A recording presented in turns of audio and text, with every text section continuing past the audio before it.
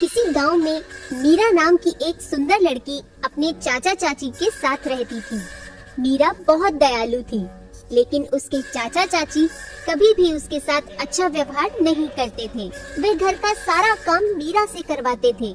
एक दिन मीरा घर की सफाई कर रही थी, तभी घर के बाहर से आवाज आती है, मीरा, ओ मीरा, जल्दी बाहर आ, चल नदी के पास खेलने चलते हैं, बड़ा मजा आएगा।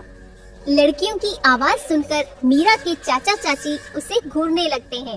इन सभी लड़कियों को अपने घर में कोई काम नहीं होता क्या, जो हर समय बस खेलने की ही बात करती है। चाची जी, मैंने घर का सारा काम खत्म कर दिया है, मैं जल्द वापस आ जाऊंगी, प्लीज मुझे जाने दो।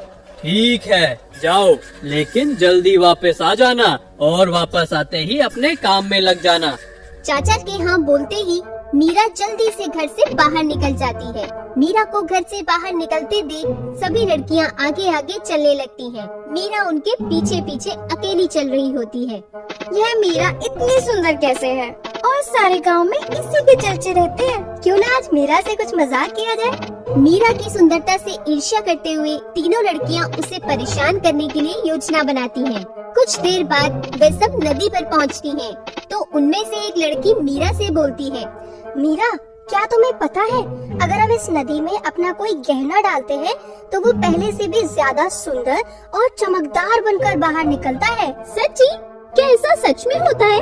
लेकिन तुम्हें ये कैसे पता? कल खेलते हुए मेरी पायल नदी में गिर गई थी और जब मैंने उसे बाहर निकाला तो वो पहले से भी बहुत ज्यादा सुंदर और चमकीली बन गई थी। मैं भी एक बार प्रयत्न करूंगी। सहेलियों पर भरोसा करके मीरा अपने गले से माला निकालकर उसे नदी में गिरा देती है। पानी में गिरते ही माला पल भर में नदी में डूब जाती है। ये देखकर मीरा बहुत परेशान होती है और नदी के अंदर जाती है। मेरी माला कहाँ गई? मुझे मेरी माला चाहिए। ये बोलते हुए मीरा बहुत तेज रोने लगती है, जिसे देखकर बाकी सब लड़कियाँ हंसना शुरू कर देती हैं। तुम कितने मूर्ख हो, भला नदी में गहने डालने से भी वो सुंदर बनते हैं, मूर्ख मीरा। इसके बाद वे सभी लड़कियां हंसते हुए वहां से चली जाती हैं, पर मीरा रोते हुए नदी के किनारे बैठ जाती है। तभी नदी के अंदर कुछ हलचल शुरू हो जाती है और कुछ देर बाद एक डरावनी बुढ़िया राक्षसी, जिसके एक आँख और एक पैर होता है, नदी से बाहर निकलती है। क्या हुआ? छोटी बच्ची की तरह क्यों रो रही हो? राक्षसी को अचानक अपने सामने देखकर मीरा घबरा जाती है। तुम कौन हो? मैं एक साधारण लड़की हुआ करती थी, लेकिन अब मैं एक राक्षसी हूँ। ये कैसे संभव हो सकता है? मैं भी कभी तुम्हारी तरह सुंदर हुआ करती थी, लेकिन मेरी सहेलियाँ मुझसे बहुत ईर्ष्या करती थी और एक दिन उसी ईर्ष्या में उन्होंने मुझे इस राक्षस वाली नदी में धक्का दे दिया, जिसके बाद से मैं यहीं कैद हो गई और मेरा ये हाल हो गया। जैसे जैसे बुढ़िया राक्षसी अपनी कहानी सुनाती जाती है, वैसे वैसे मीरा की आंखों से आंसू भी बहते जाते हैं। आज तक किसी ने मेरे लिए आंसू नहीं बहाए, तो तुम क्यों एक राक्षसी के लिए अपने आंसू बहा रही हो? क्योंकि आपकी कहानी सुनकर मुझे आप पर दया आ रही है। मैं भगवान से दुआ करूंगी कि वे आपकी मदद करें।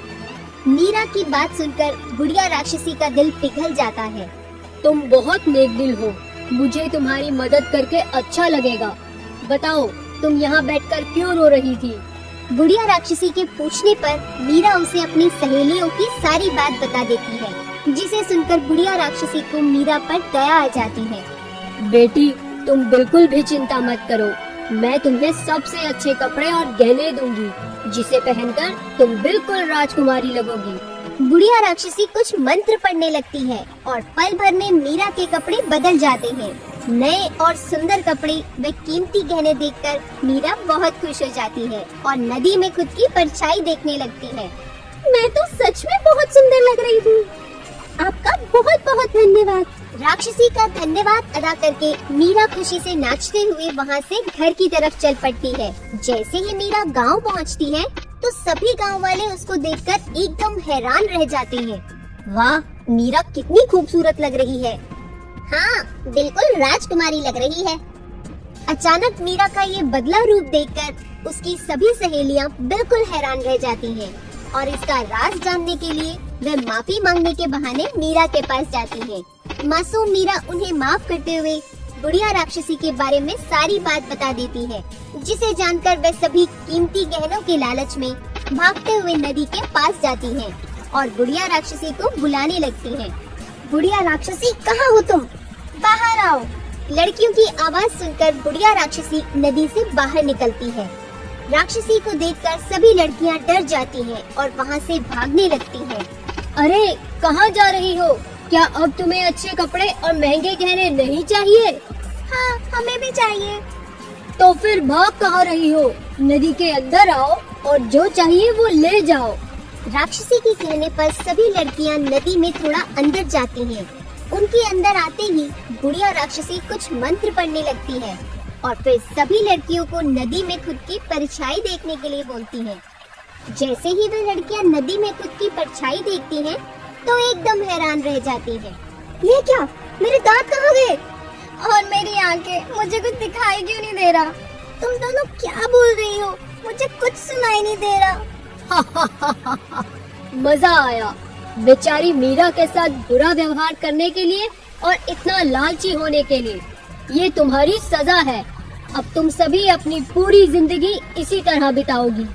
बुढ़िया राक्षसी वहाँ से गायब हो जाती है और सभी लड़कियाँ रोते हुए गांव वापस आ जाती हैं। उनके गांव में वापस आते ही गांव के सभी लोग उन्हें देखकर बहुत तेज हंसने लगते हैं। वह उनका मजाक बनाने लगते हैं। तभी वहाँ एक राजकुमार आता है। मीरा नाम की लड़की कहाँ रहती है?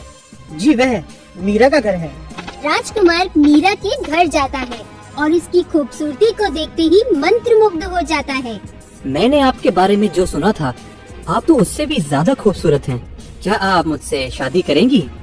मीरा बहुत खुश होती है और राजकुमार को शादी के लिए हाँ बोल देती है, जिसके बाद राजकुमार उसे अपने साथ महल ले जाता है और उन दोनों की शादी हो जाती है और वे खुशी खुशी रहने लगते हैं।